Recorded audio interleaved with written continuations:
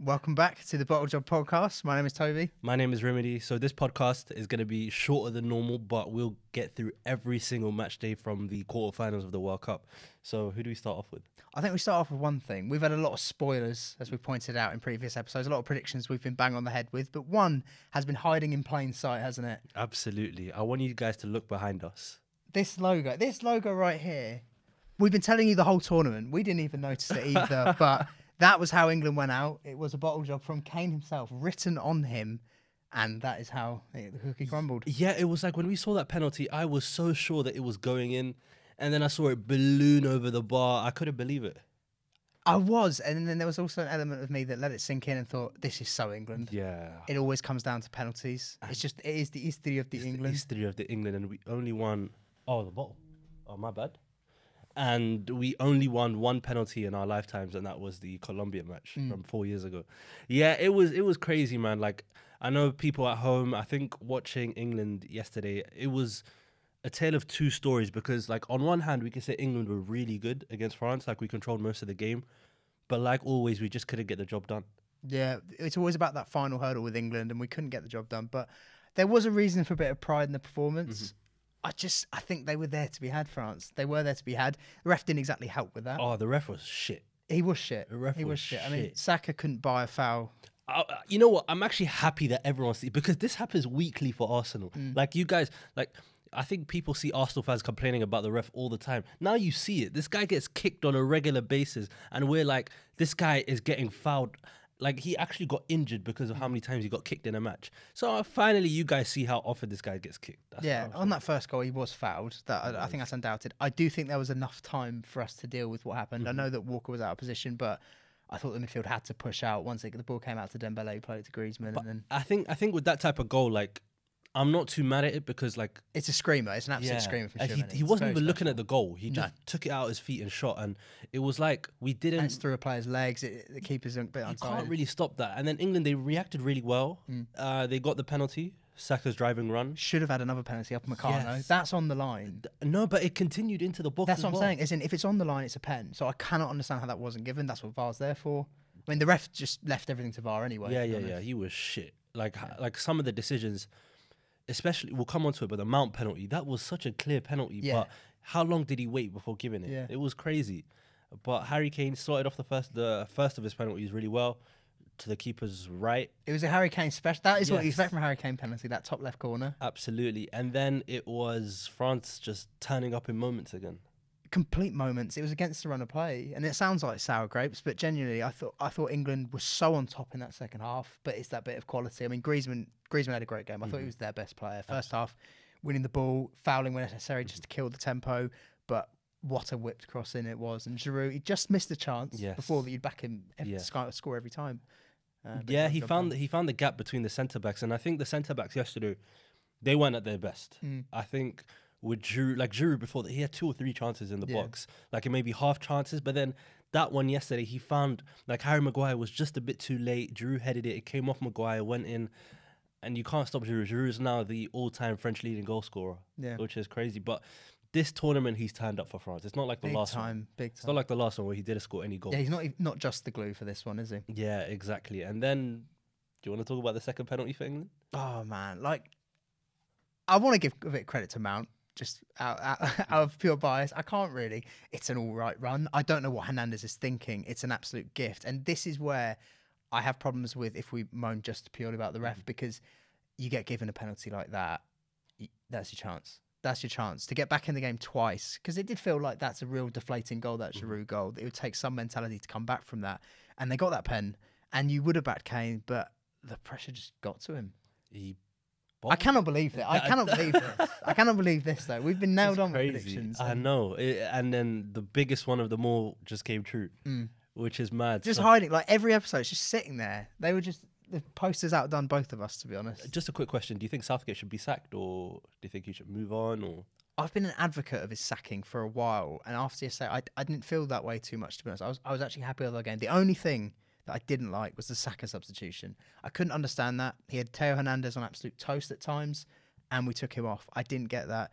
especially for someone like Sterling that he's been away for a couple of weeks as well. Like, why wasn't it I think Rashford? it must have been a political sub because, like, It was odd. It was really odd. It was like just the case of bringing on your players just for team harmony. But when you could see your players are doing well on the pitch, even Foden was having a decent second half, to be honest. Yeah, he was better second half. He wasn't getting on enough on the ball, which was a bit of a shame because you need him doing that. Whereas Saka was just such a threat. He was quite clearly our best attacker. I thought Kane did have a good game.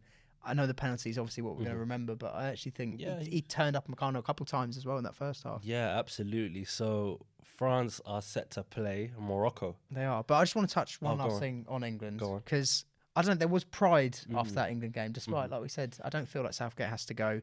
And we are a nearly nation. That is what England are. We're always on the cusp. We're never quite good enough. Don't get it just over the line. But one day, it is going to come home. And when it does, it's going to be the biggest fucking party you've ever seen. Yeah, it will. So, be. yeah, I feel pride in that. And there's a lot to take. Bellingham's going to be 23 at the next World Cup. This guy's, he's consoling Kane after his penalty miss. Like, he just gives absolute leadership qualities. Saka and Reece James, that link-up is going to be incredible. I mean, Walker, he did a great job on Mbappe, who we barely saw, which we touched on, actually. But Reece, in terms of that attacking link-up, he can have with Saka on that right side. That's going to be incredible to watch. Foden's going to get better. There's a lot to be positive when it comes to England. And I feel good. And one day it will come home. Yeah, it's not the end of the world. Like, we've seen England fail before. But I'm just happy they did it trying. Yeah, it wasn't just sat in a shell. Yeah, exactly. It's left me with optimism moving forward. So the next Euros in Germany, I think England can do bits. Yeah, me too, man. We just sound like deluded England fans. They're gonna win it this time. But that's part of it. That's part of it. It's always coming home. Exactly. And then one day it will. So. And when it does come home, it's just gonna be. Like we're just gonna rub it in everyone's face. It's gonna be good. Paddy Murphy, I know. Watching. I know. You good to move on? Yeah, that's good. All right, so we're gonna be moving on to France's opponents in the semi-final. It's gonna be Morocco versus Portugal. Another incredible result. Morocco, they did it again, and it wasn't like they were just defending the whole game. Play that Spain trip clip. Oh my god, they were just so good. And I think when we looked at Morocco yesterday, I said in one of my videos that they will have a lot more chances this game, and they did. They capitalized on the chance, but they were still kind of wasteful, which I was really annoyed. In transition, they're monsters. It's just that final bit, isn't it? But look, how good is Onahi, by the way? Bro, Onahi is so good, man. He was just dribbling past guys. Like, I was looking at a stat from him. He has the most take-ons completed in Europe after Messi. That's crazy. Yeah, and Angers are in the bottom 3 of the French league, which is crazy. So yeah, Morocco. I've said enough about them. Just go and fill me with more joy against France. I just loved watching them. There was a moment where Hakimi ran from box to the other box, then won a foul. I was like, that just epitomises everything about this team. They work so hard. Like I said, transitionally, they're incredible. But defensively, they've had injuries all over the gaff. They've now got He's actually officially out for this semi-final. Aguerd is out. Doesn't matter. Whoever comes on, they're just solid as a rock. Exactly. I absolutely love watching. Did you see that moment when Pepe had the chance right at the end and the Morocco defender just kissed him on the head? Yeah, it's class. Wasn't that amazing? And who got a nick? Amrabat got a nick to there put him you off. go. And there was a bit as well right in where Amrabat sort of dribbled out of 3 or 4 players. I was like, this guy doesn't stop. Kante vibes. He is just a monster, and he's linked to teams like Tottenham, Liverpool. He just shows what. Spurs. Nah, but I think he really suits Spurs the way that they play. Yeah. I think like Spurs, they're good at defending. Amrabat is good at defending. It's a match made in heaven. Yeah, mate. There's a lot to like about that Morocco side. I really enjoyed it. And an incredible header we should also add. It was actually Cristiano Ronaldo-esque in terms of how he hung in the air. Oh my god, El Nasseri's header. He was up in the air for an H. Yeah, he had Ruben Diaz sniffing bunda. It was just he was up in the clouds, wasn't he? Yeah, crazy. Definitely. I'm just proud of Morocco now. Like, we've had all the clips of me talking about them, but look, I just want to say I'm proud of you guys, and you guys, you've shocked the world. They have. They're the first African team to reach the World Cup semi-final. Yes. Arguably,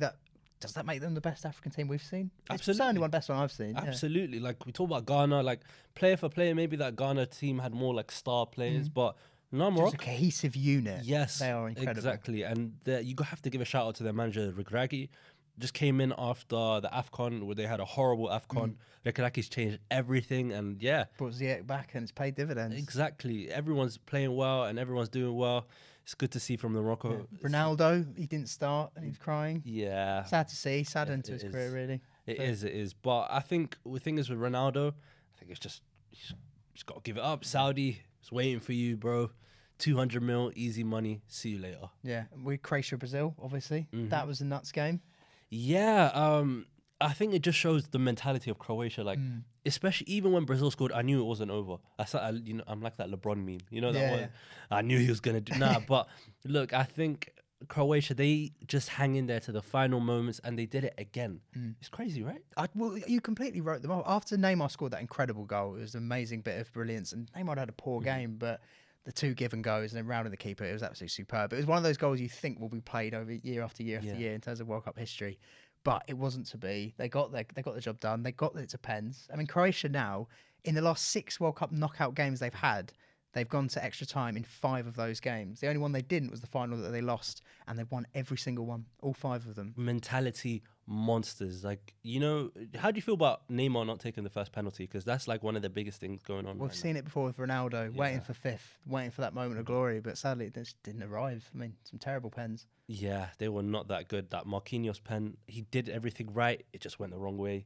Hit the post. Wow, Brazil are out, man. You said they were going to win. I did. You said they were going to win. I'm still hanging strong on my Argentina prediction. I've sort of flip-flopped between the two of them, to be honest, quite a bit. Yeah, that leaves us perfectly to move on to Argentina versus the Netherlands. What a match that was. Unbelievable. It was just the argy-bargy, the chaos in the drama and the quality. It was amazing. And like that Messi pass, man. Eye of a needle. I mean, no one's seeing that pass. He's not even seeing that pass and he's playing it. Yeah, it's mad. It was like Molina making that run, Messi trying to take away, like just before that, did you see the shimmy he did on Ake as well? Tried to make some space for himself and then found a beautiful pass, as you say, to Molina, who finished it well. And then that penalty.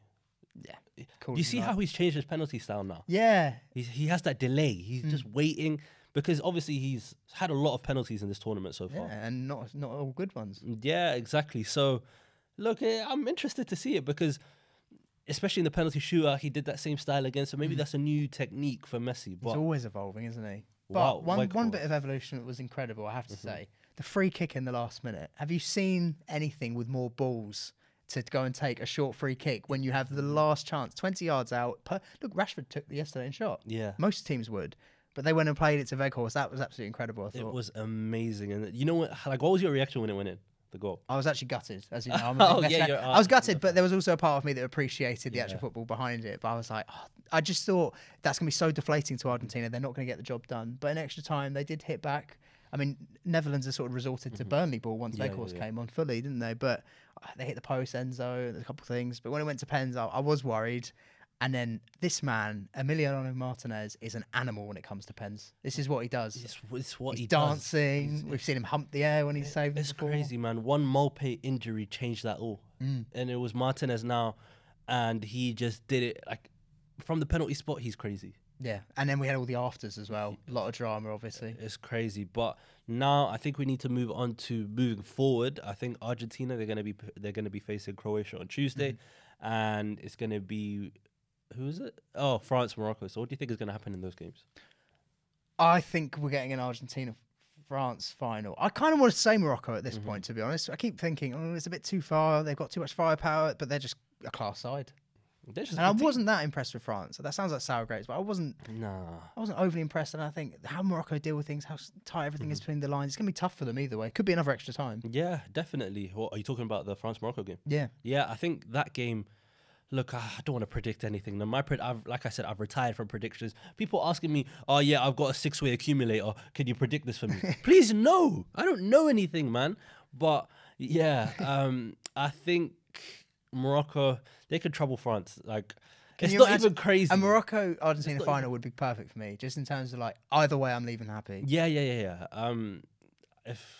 Low-key, I wanted Argentina to go out just for all the crying. Maybe I'm a hater. Oh, I can't, man. This is Messi's World Cup. Every game he's delivered. Yeah. Every game he's delivered, and Mbappe didn't really deliver too much yesterday. It's true, but he was quietly good, Mbappe, yesterday. Yeah, he was. There were little bits and pieces. Yeah. That, like, 1-2, even for the first goal, was very good. Exactly. But, yeah, France, Morocco, are you just going to say France to go through? And then... I do think so. And I hope I'm wrong again, because I said Portugal will go through. You know what? I'm just sticking with the train the whole way. Yeah. It's going to be Morocco beating France again. You know what? If they lose, it's been a good run. If they win, hey, man, I've had a good run either way.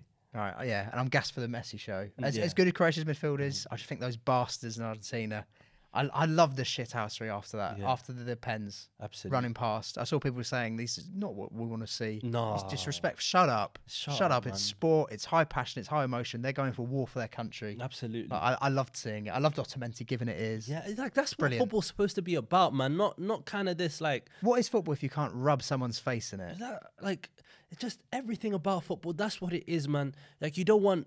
Like you love trash talk, you love like because we've always said it like this. Football is about stories. Yeah. We always love the things outside of the game, and when we see fighting, when we see players like trying to get into arguments, where we see Real. this is what you see in Sunday League. Yeah. And we shouldn't like make football sterile. We shouldn't make football so watered down because that's not the game we grew up on. I agree. And I actually, just to back up, because I'm not a complete Ronaldo hater, there was a fan that ran up to him after his game.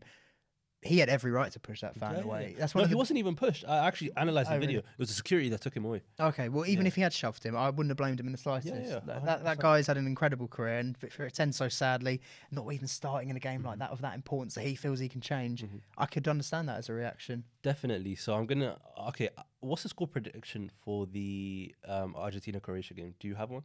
I do. I'm going to say 2-1 Argentina. Okay. Messi with one, Alvarez with the other.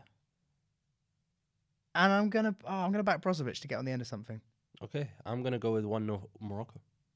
for the France. Yeah, game. yeah. Okay, nice. Yeah, I'm gonna Nice. go 1-0 Morocco. That's a very A Hakeem special maybe. For a set no, piece? no. I think it's gonna be a counter-attacking goal. Okay. Yeah. By the way, Morocco, they have a player called Shadira, the guy who got sent off.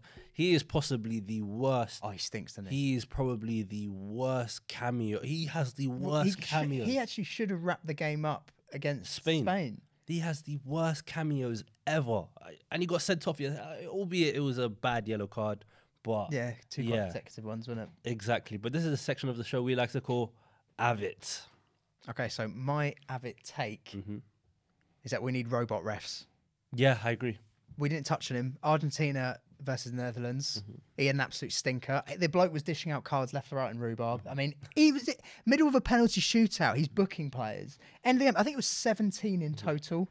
No one was sent off. I mean, you had Paredes smashing the ball towards the substitutes. I loved this game, to be honest. I really did love the game. But I thought it was reffed atrociously. It was stop-start. It made it so jagged. It made it more rough than it needed to be. I thought that was a poor performance. And yeah, it sounds like sour grapes, but I think the England-France ref wasn't up to standard either, to be honest. Yeah. Get those robots in. We need robot wars. Get Sergeant Bash. Yeah. Get all those guys. I totally agree with that. My avid take is the fact that it's just about Morocco. I think the low-key, if you look at pound for pound, I think they've had the best World Cup campaign in the past 4 World Cups. I mean, one goal they've conceded, and it was an own goal. They are an incredibly cohesive unit. Yeah, I think maybe that's not even a controversial take to have because if you look at This the is Morocco just team, facts at this point. yeah, I think it's like this Morocco World Cup. Like I know, like we've seen winners that like Germany and Argentina, like France, all that kind of stuff. But how unlikely? We didn't even like at the start. We didn't even predict Morocco to get out of the group, and they did. Yeah. And they're in the semi-final now. So I think Morocco, this has been the best ever World Cup campaign.